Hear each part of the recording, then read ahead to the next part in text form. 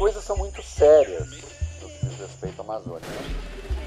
Uma reportagem do jornal O Estado de São Paulo mostrou que o narcotráfico tem impulsionado os crimes ambientais na Amazônia. Um terço dos moradores da Amazônia vivem em áreas conflagradas e em disputa por facções criminosas, com pelo menos 8.300.000 pessoas que, em suas rotinas, estão sujeitas a dinâmicas de violência extrema, como troca de tiros entre criminosos e assassinatos à luz do dia. As notícias que você acabou de escutar têm em comum o mesmo território, a Amazônia. Elas refletem um capítulo recente da região e uma parte indispensável do debate sobre a crise climática. Em meio à já habitual exploração de recursos no bioma, como o garimpo e a extração de madeira, o crime organizado e a violência formam um novo desafio para o país. E um homem foi encontrado morto nesse domingo lá em Coari. A polícia ainda procura pelos suspeitos. De acordo com a pesquisa Cartografias da Violência na Amazônia, realizada pelo Instituto Mãe Crioula e pelo Fórum Brasileiro de Segurança Pública, a taxa de mortes violentas intencionais no Brasil, em 2022, foi de 23,3 pessoas para cada grupo de 100 mil habitantes. Já na Amazônia, a taxa foi de 33,3 a cada 100 mil habitantes, no mesmo período. Mas como se dá a relação entre crimes violentos, segurança pública e meio ambiente na Amazônia? E por que devemos prestar atenção nisso? É o que vamos descobrir no episódio de hoje.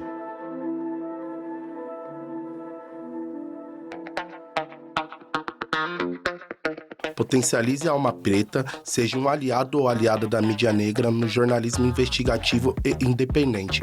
Contribua em catarse.me/financie_alma_preta.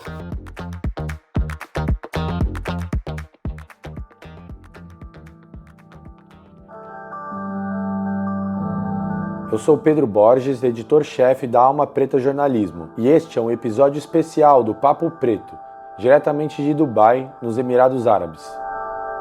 O país recebe a 28ª Conferência das Nações Unidas sobre Mudanças Climáticas, a COP28. Para entender o contexto de violência na Amazônia, eu conversei com Ayala Couto e David Marques, no pavilhão do Brasil na COP28. Ambos são estudiosos da área de segurança pública e compõem o corpo de pesquisadores responsáveis pelo estudo Cartografias da Violência na Amazônia, que eu mencionei no início desse episódio, lançado no último dia 30 de novembro. O trabalho apresenta dados inéditos sobre as dinâmicas do crime na Amazônia Legal.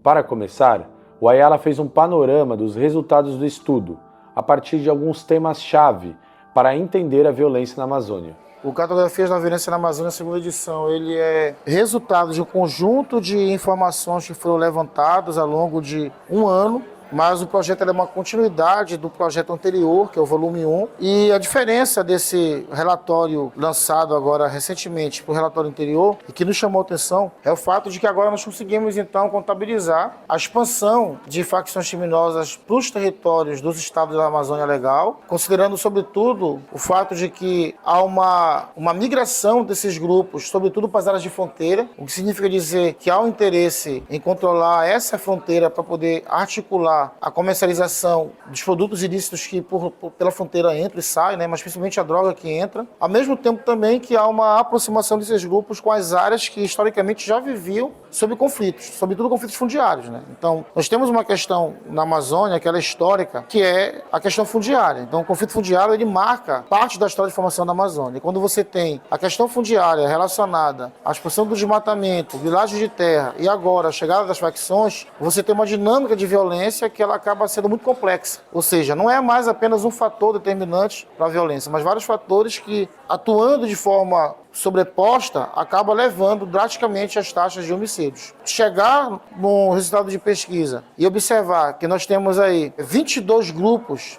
atuando na Amazônia Legal, percebendo uma conexão desses grupos com facções da Bolívia, do Peru, da Colômbia e da Venezuela, mas principalmente Colômbia e Venezuela hoje, considerando que grande parte desses grupos estão em áreas que atendem a uma demanda de rotas do narcotráfico, a gente começa a entender o porquê então do direcionamento desses grupos para a região amazônica. Então isso chamou a atenção para a gente. Não olhar mais apenas para a questão que envolve as rotas do narcotráfico na região amazônica, mas como que esses grupos chegam até essas rotas, mas também, consequentemente, chegam até a área de garimpo, chegam até as áreas que têm grilagem de terra, chegam até as áreas que têm conflitos fundiários e por aí vai. E aí isso vai se somando e acaba transformando a região numa região extremamente violenta. Que já era violenta, fica mais violenta ainda. Já David acrescenta que há complexidades nos territórios amazônicos que impedem que fórmulas urbanas de combate ao crime organizado sejam aplicadas na região. Para mim, esse Cartografias da Violência na Amazônia, volume 2, ele é talvez o terceiro ou quarto ato desse grande programa de trabalho que a gente tem desenvolvido dentro do Fórum Brasileiro de Segurança Pública, desde 2020, no qual a gente está tentando entender possíveis relações, e a gente já sabe que elas são possíveis, que elas são existentes, entre ilícitos ambientais e outras modalidades de crime, outros tipos de violência que acontecem na região amazônica. Eu acho que a gente já tinha conseguido demonstrar isso nos anteriores e eu acho que agora fica mais nítido o quanto que a gente tem passado por um processo de complexificação da cadeia criminal nessa região. O que nos preocupa? A gente tem uma crise histórica, estrutural de segurança pública no Brasil como um todo. Mas os desafios que estão colocados para a segurança pública hoje, de alguma forma, têm fórmulas pensadas principalmente para o contexto urbano. Então, atuação de polícia, a gente sabe que ela não funciona muito bem, mas políticas de prevenção. Existem ideias, existem coisas sendo feitas no ambiente urbano que estão até,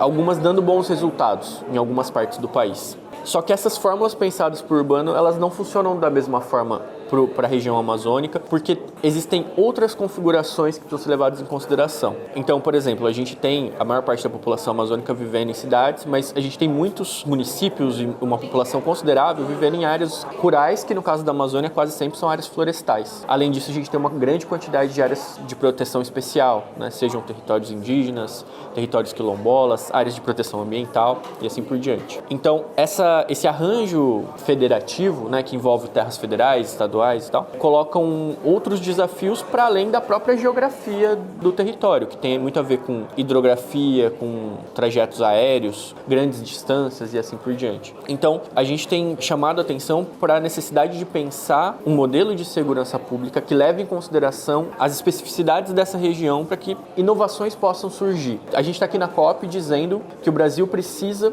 de um modelo de desenvolvimento para a região amazônica, né, para outros biomas também, mas especificamente para a região amazônica, que mantenha a floresta em pé, que pense outras formas de economia, que promova desenvolvimento para as populações que vivem nesses locais em harmonia com o meio ambiente, com a fauna e com a flora. E a gente está querendo dizer que, pelos dados que a gente levantou, os números de violências mais exacerbados, a intensificação do crime organizado na região, de que a gente precisa pensar que esse desenvolvimento sustentável só será possível com garantia de segurança pública e justiça nessa região também. Então, se a gente não tiver segurança pública e justiça, toda essa discussão sobre desenvolvimento sustentável vai ficar sob risco. Se hoje ela já é muito difícil de fazer, sem segurança e justiça, arrisco dizer que ela vai ser muito mais difícil. Então, eu acho que esse é a grande mensagem que esse trabalho está trazendo, que a gente acha que precisa de uma maior aproximação entre essas duas discussões. Não dá para discutir só meio ambiente, sustentabilidade, sem discutir esse outro aspecto das políticas públicas que envolvem segurança e justiça também. Precisa de uma aproximação. Nesse contexto, outro elemento fundamental para o debate é a seletividade racial da violência na região. Dados do DataSUS apontam que a taxa de mortes violentas de indígenas na Amazônia Legal é de 13,1 para cada 100 mil habitantes. O índice é 11% mais alto do que a média brasileira de mortes intencionais de indígenas. No caso dos quilombos, eles estão suscetíveis às disputas de terras na região. Apenas 9,77% dos 1.831 territórios quilombolas foram titulados até o momento. O relatório ele foi publicado recentemente, 2 semanas antes. Foi lançado o relatório Pele-Alvo pela Rede de Observatório de Segurança, na qual faço parte também como pesquisador, e lá apontava o estado do Pará, por exemplo, como o terceiro estado dos que compõem a rede de observatório, onde mais se mata jovens negros, né? E isso aí é, para a gente, um dado bastante assustador, porque ainda há um caso de subnotificação. Então, muitos dos casos de violência letal que são registrados pelas secretarias dos estados, o Maranhão, por exemplo, não gosta de registrar, só para você ter uma ideia. O Pará tem muita subnotificação e a gente encontrou isso em todos os outros estados também. Ou seja, não há uma preocupação em tratar de forma qualitativa as informações acerca da vítima, da pessoa que sofreu a violência letal. Quando nós nos referimos a quilombola, a situação vai ficar muito pior. Tanto é que, quando nós começamos a escrever, escrevemos a parte primeiro dos indígenas, onde tinha os dados. Quando chegou na parte das comunidades quilombolas, eu pensei em tirar. Porque as informações que nós tínhamos eram informações empíricas. Informações de coleta de campo, de entrevista, de observação. Porque os dados, eles não traziam informação sobre comunidades quilombolas. Até porque os quilombolas só passaram a existir no censo do IBGE nesse último agora, 2022. Então, tu imagina o quanto que isso mostra pra gente que existia uma invisibilidade. Uma invisibilidade de um tema extremamente necessário, tratar das questões que envolvem violência contra as comunidades quilombolas, contra a comunidade negra. Isso aí não vinha sendo apresentado de forma qualitativa. E aí, claro que isso acabou dificultando que nós tivéssemos uma interpretação muito mais precisa. Então ficou muito no campo da empiria e daquilo que a gente observa enquanto pesquisador, mas os dados em si, eles mostram muita falha, né? Isso é uma coisa que a gente tem que chamar atenção, porque acaba invisibilizando um tema que a gente entende que o Estado realmente não quer mostrar, né? Tanto é que quando nós apresentamos o relatório agora recentemente, houve um questionamento da Secretaria de Segurança Pública do Estado do Pará. Por quê? Porque eles não contabilizam a violência letal de policiais militares em serviço ou fora de serviço. Então, o policial matou alguém, não conta, só conta outro. O que foi analisado foi morte violenta intencional. Não foi morte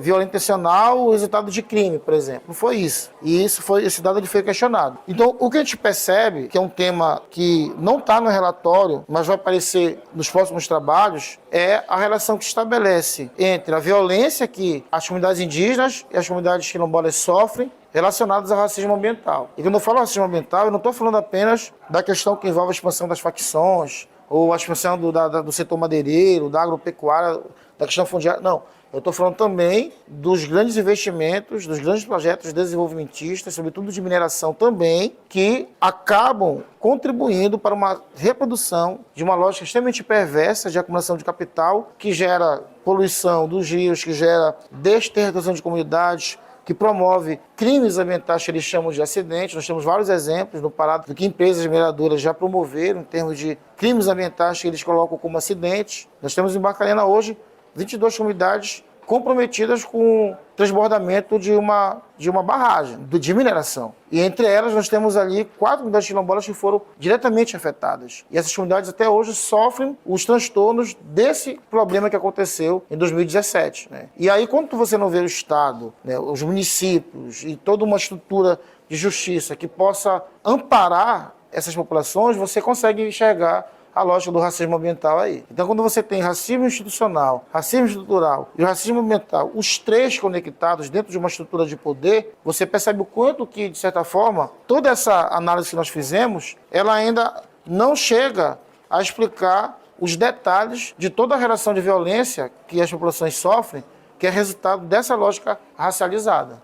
Outro ponto importante, já presente na primeira edição do estudo, lançada no ano passado, é a crescente relação entre altas taxas de desmatamento e altas taxas de homicídio. No relatório deste ano, os dados apontam um aumento de 85,3% nos registros de crimes vinculados ao desmatamento entre 2018 e 2022. A gente está falando de uma região em que a gente já tem um indicativo, né, de que a taxa de violência letal na Amazônia, que diz respeito às mortes violentas intencionais, que é 45% superior à média nacional. Ou seja, é bastante significativa a diferença que é proporcional à população, né? Então a taxa é sempre proporcional à população. Então a gente tem uma incidência mais significativa da violência letal nessa região amazônica, nos estados da região da Amazônia Legal, do que no restante do país atualmente. Em outros momentos históricos isso era diferente. A gente teve um crescimento da violência letal no Brasil a partir dos anos 70, com uma intensificação nos anos 80, e a gente atinge o pico da violência letal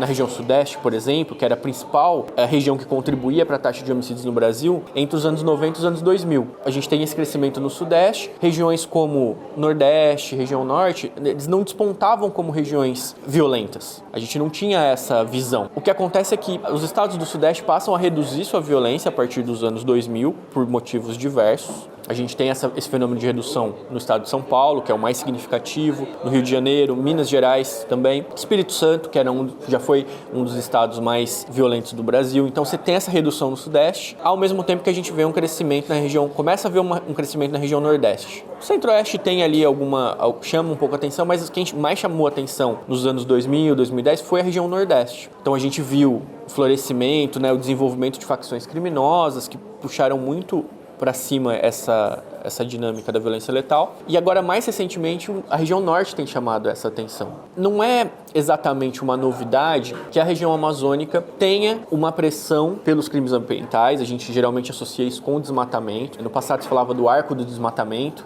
Então, essa fronteira que avança em direção à Amazônia, provocando, né, o desmatamento e trazendo outros fenômenos. Então, é o desmatamento, vem o garimpo, vem o gado, vem um determinado tipo de agropecuária junto com isso, um outro modelo de desenvolvimento que vai puxando. Então, se a gente olhar, por exemplo, para o caso do estado de Rondônia, que era um estado muito parecido em termos de formação com o Amazonas, por exemplo, e hoje ele já é muito mais parecido na sua configuração de bioma e de modelo econômico com o Mato Grosso do que com o Amazonas. Então, a gente tem um processo de avanço e de reconfiguração desse modelo econômico que cobra seu preço no bioma amazônico. Então, esse modelo não é novidade, que é a questão do conflito fundiário. Então, esse caos fundiário que existe no Brasil como um todo, em especial na região amazônica, ele também, por um lado, ele gera muito lucro, né? Muitas pessoas lucram com isso de diferentes formas, financeiramente, politicamente, assim por diante. E principalmente na ausência do Estado, na dificuldade que o Estado tem de levar políticas públicas mais efetivas, tanto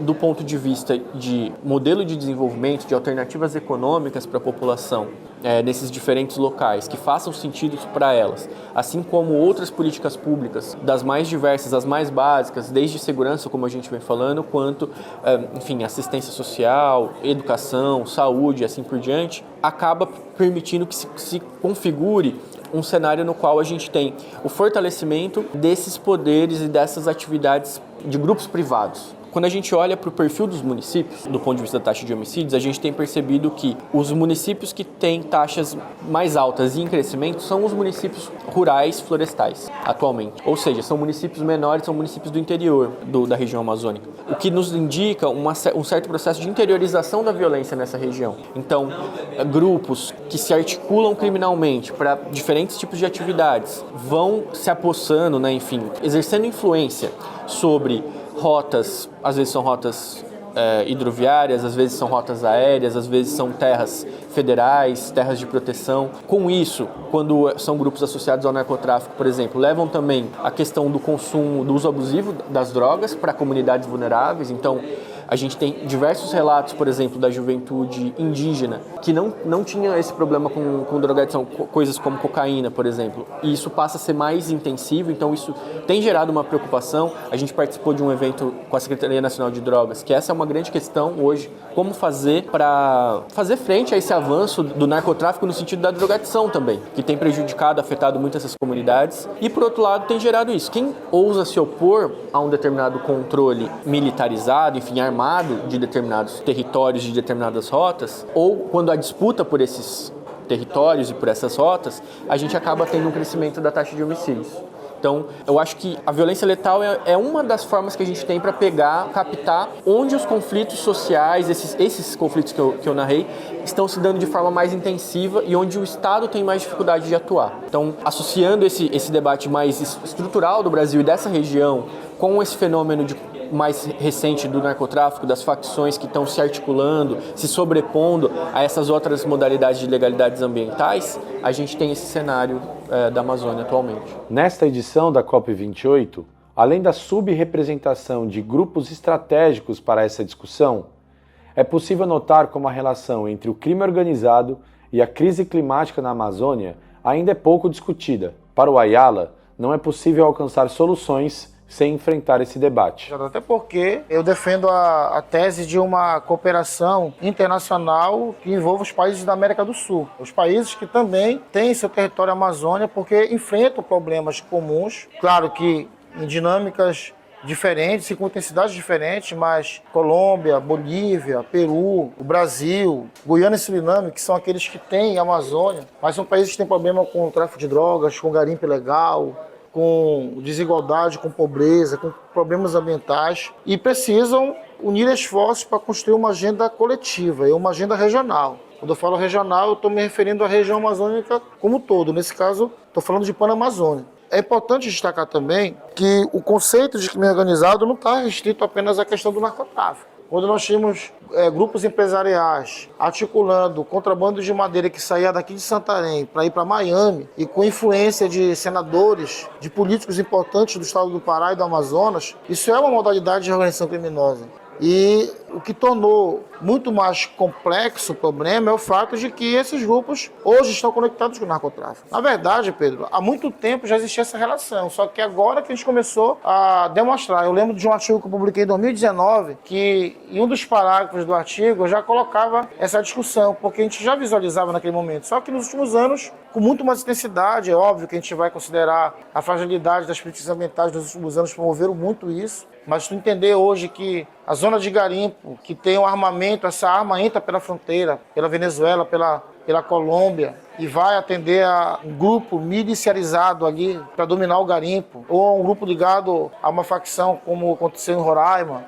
Mas tem toda uma estrutura de organização do uso da pista de pouso, que serve para o garimpo, mas serve para droga também, das fazendas arrendadas para plantio de maconha no Pará, no Nordeste Paraense, de pessoas que moram em São Paulo e Recife e cultivam na Amazônia, no estado do Pará, sobretudo na região nordeste do Pará, ou então de pessoas que compram terras griladas na Amazônia de outros estados e lá constrói pistas de pouso para descer droga, no Mato Grosso, por exemplo. Então, assim, tu tem vários indícios de que essa organização ela está muito bem articulada. Assim, o narcotráfico, o desmatamento, a grilagem de terra. Claro que eu não vou generalizar e dizer que todo mundo que vive na terra está associado, mas nós temos esses indícios. E nós temos vários indícios. E eu acho que a dificuldade da segurança pública foi justamente não conseguir entender. Eu até questiono o fato de que, uma vez eu entrevistando um agente da Polícia Federal, e ele falando sobre as apreensões de manganês, de madeira contrabandeada e de droga no Porto de Vila do Conde, no Pará, em Barcarena, no município de Barcarena. Ele dizia que quando chegavam essas apreensões, eles separavam. Então, eles não conseguiam fazer um registro que colocasse esta conexão entre a droga que foi apreendida junto com a madeira indo para a Bélgica, por exemplo. Então separava. Então se você separa, tu não consegue ter um relatório que apresente o resultado e que consiga entender essas conexões. E aí isso dificulta a investigação. É óbvio que eu tenho que entender isso. Se o governo, seja qual for, não quiser enxergar essa relação, eu te digo que vai ser muito difícil, porque essa conexão ela dá um poder econômico muito forte. E quando eu falo poder econômico, é um poder econômico de influenciar, inclusive, nas decisões políticas. De influenciar nas eleições para vereador, para deputado federal, estadual, para governador, para prefeito. E mobilizar agentes econômicos que são estratégicos numa campanha eleitoral. E é isso que tem que ser considerado aqui. E eu acho que o exemplo do garimpo, ele está dado. É só pesquisar o que a estrutura econômica do garimpo promoveu nas eleições. E isso aí é um indicativo. Agora, qual seria a solução? É óbvio que a gente não pode pensar, eu sempre costumo dizer isso, que a gente não pode pegar um relatório desse do fórum ou outro relatório qualquer de outro instituto ou de outra organização e fazer com que esse relatório seja apropriado pelo Estado e o Estado transforme isso numa política de guerra, de combater a droga, combater o crime ambiental e militarizar e ocupar o território, porque essa forma não vai resolver, porque essa natureza militarizada do Brasil, ela já mostra o que ela fez no passado, o que ela fez no Rio de Janeiro, o que ela faz com a guerra às drogas, uma Copa de modelo americano que não responde mais. E tu imagina isso para a Amazônia, tratando de comunidades quilombolas, indígenas, ribeirinhos, populações negras das periferias, enfim.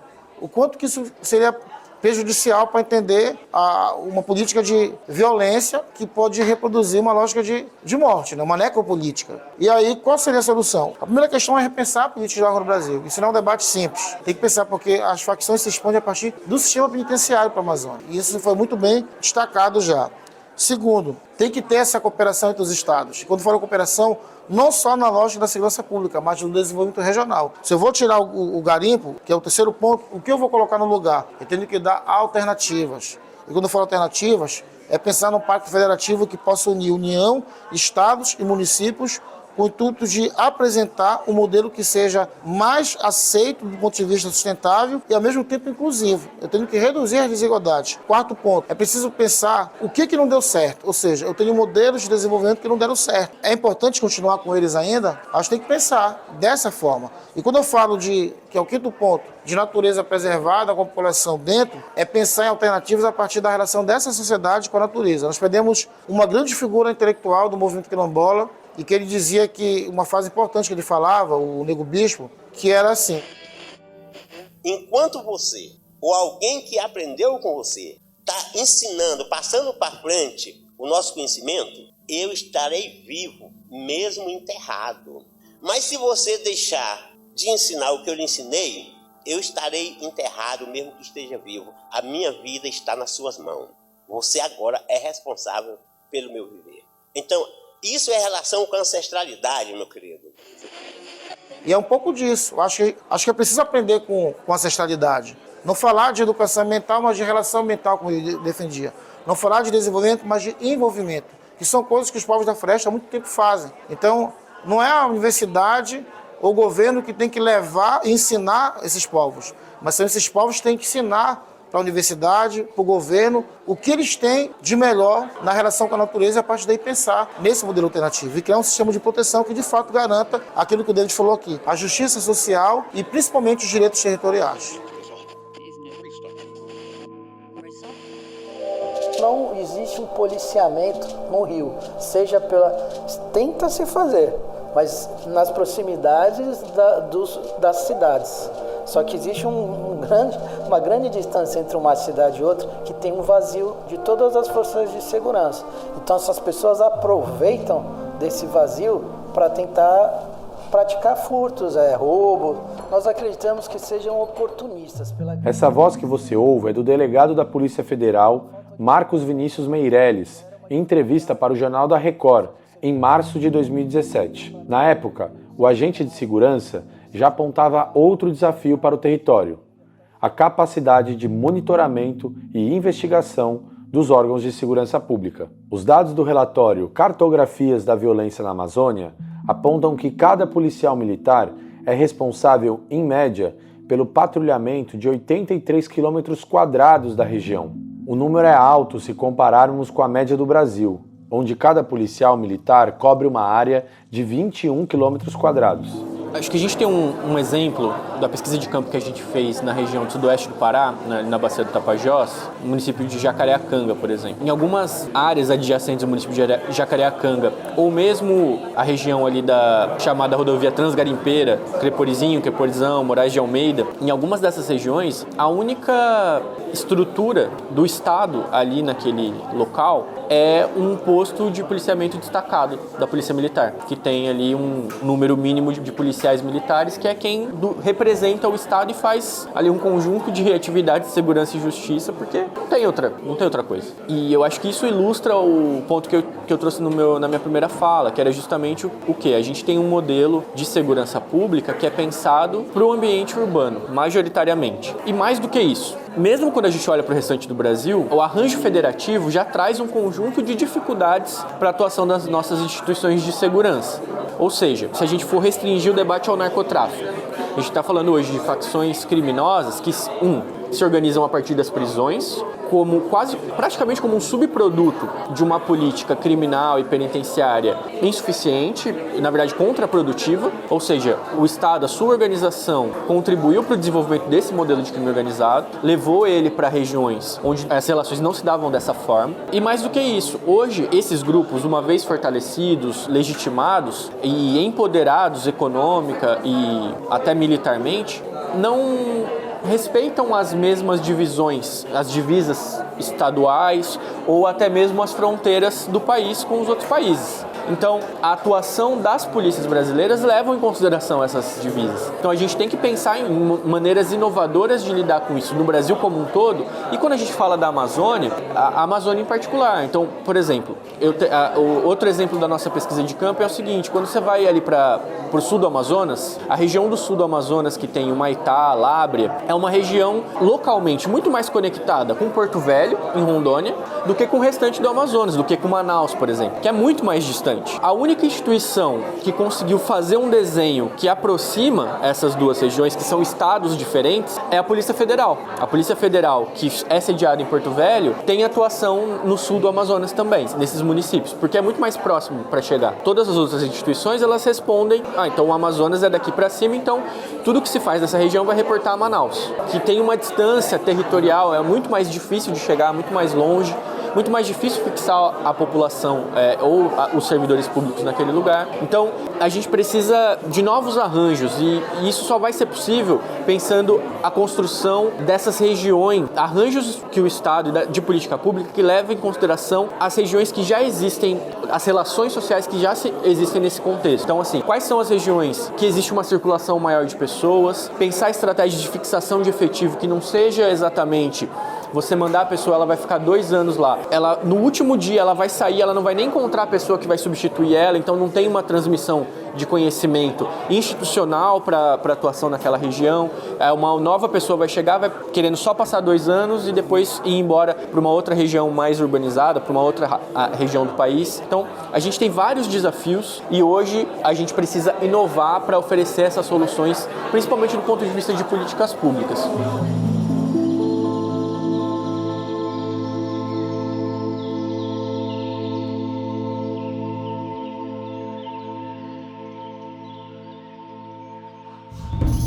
Agradeço a Yala e David pela entrevista e pelas informações. A Alma Preta Jornalismo segue na cobertura da crise climática a partir de uma perspectiva antirracista. Fiquem ligados. Não deixe de conferir a cobertura da COP28 em almapreta.com.br. Nesta semana, publicamos um levantamento que analisa a composição racial da delegação brasileira na COP27, que aconteceu no ano passado em Sharm el-Sheikh, no Egito. Na ocasião, apenas 16% dos brasileiros presentes no evento eram negros. Você pode ler essa matéria e outros conteúdos em almapreta.com.br. Você ouviu o Papo Preto, podcast semanal da agência Alma Preta Jornalismo em parceria com a UOL Plural. Se você acompanha e gosta do nosso conteúdo, não deixe de contribuir com a nossa campanha de financiamento. Para doar, basta acessar catarse.me/financie_alma_preta. Repetindo, catarse.me/financie_alma_preta. Potencialize a Alma Preta e seja uma aliada da mídia negra no jornalismo investigativo e independente.